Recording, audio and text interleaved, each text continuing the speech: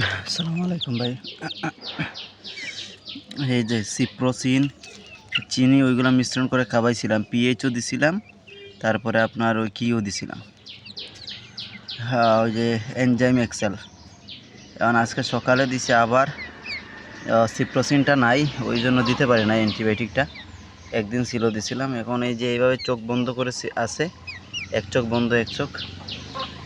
আর এই হচ্ছে কথা, একটু জিম দূরে রয়েছে। হ্যাঁ ওই যে আরেকটা ওইটাও জিম দূরে রয়েছে। যদি একটু কষ্ট করে ভাই আমার সাথে একটু কলে আসতেন তাহলে ভালো হইতো। আর কি মেডিসিনটা আর দিব যদি একটু জানাইতেন তাহলে আর একটু ভালো হইতো আর কি। এখন কি আবার ওই যে সিপ্রোসিন দিয়ে কি আবার 3 দিনের ডোজ করিয়া দিব নাকি একটু জানাইনি। ওই যে আর একটা হা করে শ্বাস নিতেছে, এটার কারণটা কি বুঝতে পারতেছি না। ওরা বারবার অসুস্থ হইতেছে, এবার আমি কি করব আমি এটাই বুঝতে পারতেছি না ভাই। ওদের ম্যানেজমেন্টও খুব ভালো রাখতেছি, সকাল বিকাল স্প্রে করতেছি, তারপরেও কেন এইভাবে হইতেছে এটাই মাথায় আসতেছে না। মানে কোনো কারণটা ধরতে পারতেছি না। এই যে এটা একদম টান দিতেছে, সর্দি হয়ে গেছে হয়তো।